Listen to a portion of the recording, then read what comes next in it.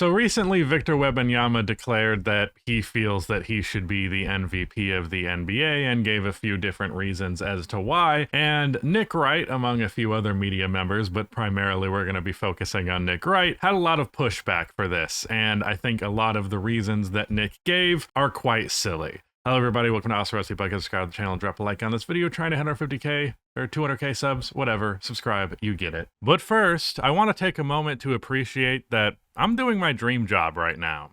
I remember trying to work a more normal job a long time ago, and the dissatisfaction with that is part of what drove me to pursue my dreams. I got lucky, but if you have a dream job in personal fitness, then you don't need as much luck as I had thanks to today's sponsor, ISSA. ISSA has over 10,000 gym partners that have over 73,000 open jobs for trainers right now. To become a certified trainer, you don't need a 4-year degree or 2-year degree. You just need your certification to qualify for these jobs. ISSA certifications are 100% online, self-study, and self-paced. You can study anywhere. All you need is a phone, tablet, or computer. And the final exam is open note, open book, and you can take it from home. ISSA is a global leader in fitness and wellness education that helps people become certified personal trainers and health professionals. What sets ISSA apart is its flexibility and comprehensive curriculum. To get started, head to joinissa.com/AlsoRustyBuckets to get $100 off your CPT certification.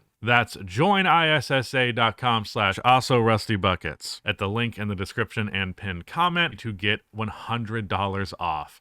Thank you again to ISSA for sponsoring this video. So, like I said, Wemby said that he wants to be MVP, gave a couple of reasons why he thought he should be MVP, and of course, every time something like this happens, people clutch their pearls and way overreact to it, none more so really than Nick Wright. He did give a longer version of this that he has shortified. It's unfortunately a little bit too long, so this is what we're going with. I'm not trying to be the anti-Wemby guy, but it does seem like he gets credit for things he is not doing and he has not yet done. Wemby averages 24 points and 3 assists a game. I don't think he is one of the 10 best offensive players in the sport yet. Shea is a better offensive player. Joker's a better offensive player. Luka's a better offensive player. Ant is a better offensive player. Steph Curry is a better offensive player. Devin Booker, Donovan Mitchell, Jason Tatum, Cade Cunningham, Tyrese Halliburton, Jalen Brunson. I am not saying Wemby won't get there. If the Spurs win the title, I think it will be a universally held opinion, and probably correctly, that Wemby is the best player in the world. Just feels like people are pressing fast forward, and have been throughout Wemby's career. All right, so the main point from Nick Wright to suggest that Wemby should not be an MVP is that he's not a top 10 offensive player in the NBA. He's not one of even the better offensive players in the NBA. First of all, it's very funny to me that he listed players who are not playing, like Tyrese Halliburton or Jason Tatum, who just came back from an Achilles tear. If we're talking about guys who are top 10 in the offense in the NBA, in the context of this year's MVP debate, you should not be listing players who have been MIA for a majority of the season, if not all of it. But what he also did was list a bunch of guards, essentially a bunch of ball handlers, a bunch of shot creators, a bunch of perimeter guys. And I think that is a very important reflection on what exactly Nick Wright qualifies as being a top whatever offensive player in the NBA. And it is, to me, really disrespectful to the role of quote-unquote play finishers. Obviously, it's a little bit more difficult to be a playmaker than a play finisher, at least in many respects. However, to suggest that a playmaker by default is just definitely a better offensive player than a guy who is the most insanely dominant lob target the game has ever seen, one of the most ridiculous finishers in all of basketball, a guy who can beat you from all 3 levels if he really wants to, even if it's not, creating from an isolation in the perimeter off of the dribble, that's still good offense. Now, something that he highlights specifically is that Wemby cannot go and get you 30 points per game consistently, except what he is ignoring in that equation is the minutes factor. Now, what I have said about Victor's MVP case is that if I was going to hold anything against him, if I was going to say that there is any reason not to give Wemby the MVP, it would be because he plays sub 30 minutes per game. And that is a valid criticism. However, simply cutting him off as, oh, he's a 24 point per game scorer is ignoring the context that he is scoring 24 points per game in 29 minutes per game. If you go and look at Wemby's per 36 stat, he is averaging damn near 30 points per game per 36. Now, obviously, per 36 is a hypothetical stat, but I also think it's far more of a hypothetical stat in the context of, someone who's playing like 15 minutes per game. When you're adding an additional 7, I really don't think it's that bad. But Victor Wembanyama more or less scores at a 30 point per game pace when he is in the game. Like I said, if you want to hold that against him, if you want to say, well, he's not actually doing that, so he should not be MVP, that's fine. But it is reductive to say, oh, he scores 24 points, and that's not enough. If we look at per 36 scoring, Victor Wembanyama is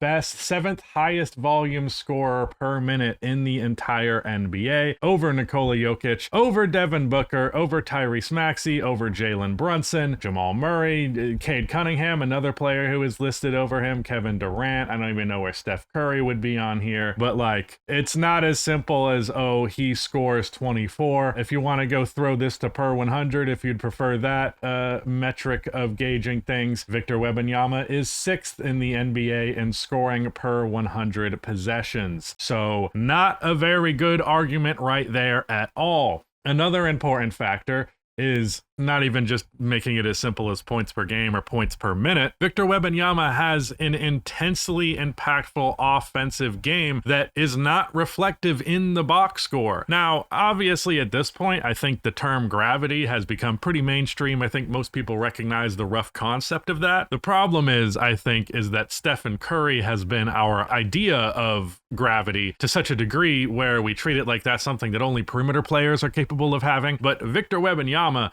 has basically the strongest gravitational pull of any star NBA player that I have seen in the NBA since Stephen Curry and Giannis, and then a little bit Nikola Jokic. Nikola Jokic has the factor where it's really fucking difficult to double team him because of how damn great of a playmaker he is, but you get the idea. In terms of drawing multiple defenders even when they do not have the ball, Victor Wembanyama is incredibly proficient in that area. One of the big reasons why Stephon Castle has been so good this year, and De'Aaron Fox alongside Wemby as well, is those driving lanes are really, really open, far more than they would be if it was fucking Luke Cornett on the floor instead. The reason why? Victor Wembanyama is one of the most ridiculous lob targets in the history of the NBA. This is a guy who, if you give him the split second option of the alley-oop, if there is a guard driving into the paint and they just make the split second decision to throw it up to the basket and you're out of position, that's a guaranteed 2 points, even more so than an open Stephen Curry 3 is a guaranteed 3 points. So it is a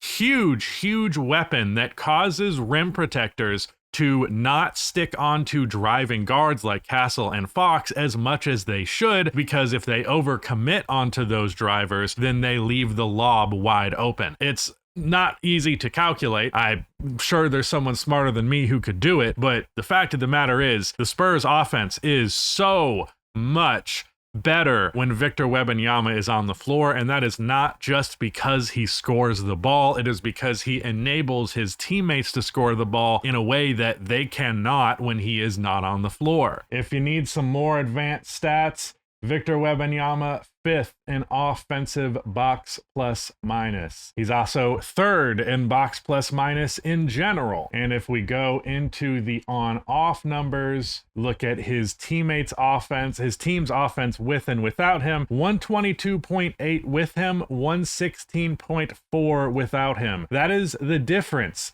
between being essentially the best offense in the NBA and a middle of the pack NBA offense. Look, here's the advanced stat and offensive rating. 122 Denver Nuggets, number one offense in the NBA with a little bit of a gap between them and Boston. Victor Wembanyama, when he is on the floor, it's a 122.8. That is an incredible offense led by Victor Wembanyama. 116.4, as I mentioned, that is basically would put you at 13, so a little bit better than average. Very ever so slightly better than an average offense without Victor, and essentially more or less the best in the NBA. Now, obviously, if you look at Nikola Jokic's offensive rating, it's much higher than this because Denver is a worse offense when he is not on the floor. There are other players who have a better offensive rating on the floor. There are other players who have a better on-off swing offensively. But Victor Wembanyama is definitely a top 10 offensive player in the NBA. Certainly better than Devin Booker. Let's go look at Devin Booker's on-off swing, why don't we? Okay, so for Devin Booker, it's about a 5-point swing. So, you know,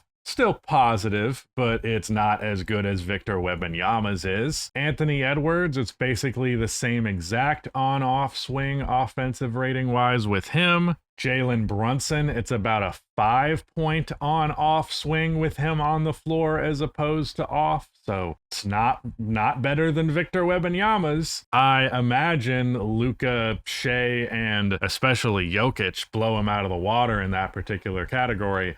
But those are also the 3 best offensive players in the NBA in general. No, not even. Luka Doncic's on-off swing offensively, 5.3, 1 point worse than Victor Wembanyama. Now, I'm not suggesting that these stats are the end-all be-all of quality of NBA offense. That's definitely not the case. And I think that it's fair to say that Donovan Mitchell, Jalen Brunson, Devin Booker type guy is a better offensive player. Sure, that's valid. But another part of the argument that is not included in that short that Nick Wright made is that essentially we don't value defense as much as offense. So the fact that Victor Wembanyama is the best defender in the NBA and by a very wide margin isn't that important because we don't typically give MVPs to guys for defense, but that's also not true. Like he specifically makes the point of like there are no all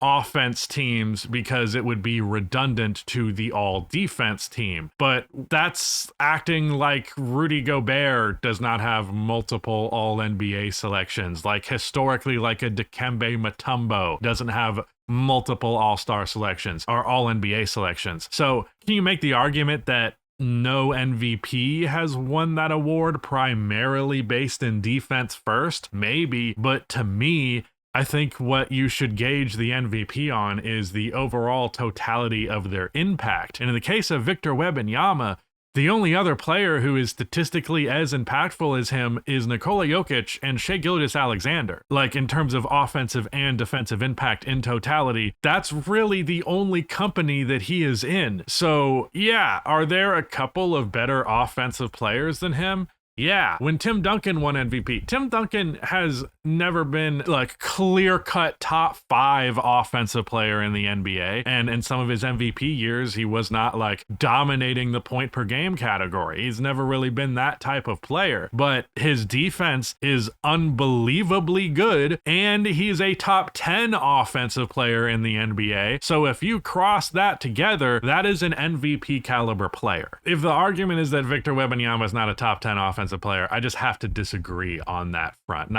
Again, he mentioned players who have not been playing this year in Halliburton and Jason Tatum, who has just come back and not been great because he's recovering from an Achilles injury, offensively speaking. I just don't, the argument falls flat to me because you're listing guys who aren't even available. You didn't even list guys who actually have that much larger of an impact. The only thing that seems to matter for Nick Wright as to what makes you a great offensive player is that you are producing all of it yourself off of the dribble or setting your teammates up. But someone like Victor Wembanyama, who again, you cannot bring help off of him around the rim, so rim protectors do not stop Castle and Fox from driving. That offensive value is very significant. It is more significant than an extra 2 points per game or an extra 3 assists per game would actually really matter for Victor Wembanyama. Or at the very least, it's pretty equally quantifiable if you want to be more conservative in the argument here. One way or the other, Victor Wembanyama is a top 10 offensive player, and his defense is so many leaps and bounds ahead of everybody else that he absolutely deserves to be in the MVP conversation. Now, should he be number one? Maybe not. I still feel like it makes more sense for Shea to win the MVP, as much as I would kind of prefer it be Wemby, just because that's the more fun outcome. I'm always more pro fun than anything else. But yeah, this is just silly. Nick Wright is Nick wrong, more like. I'm the first person who has ever made that joke. And last here, I'm going to show you his argument on Dan Le Batard's show. I don't know if it's actually that important, but we'll see what he has to say. How do you feel about Wemby? If he wins the championship this year, he's going to hog many of them, I would assume. Well, listen, if he wins the championship this year, that is a conversation to be had. I find the Wemby discourse already a little unique in that the press conference he did yesterday or day before yesterday, where he's like, here's my 3-point plan as to why I'm the league MVP, is the type of thing that, while I think you, Dan, historically would like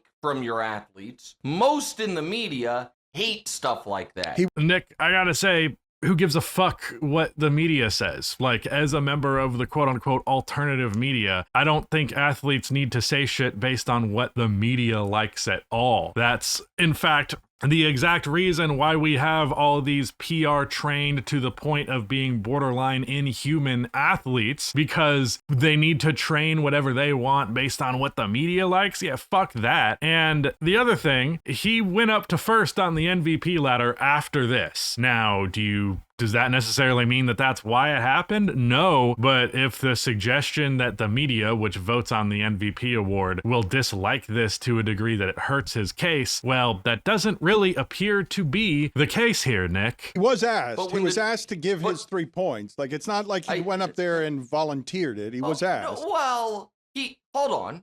He volunteered, I believe I'm the MVP. Then he was asked what his 3 reasons were. Typically, a 22-year-old who's never won anything explaining to everyone how he's the best player, and not why his team is the best, but why he is the best.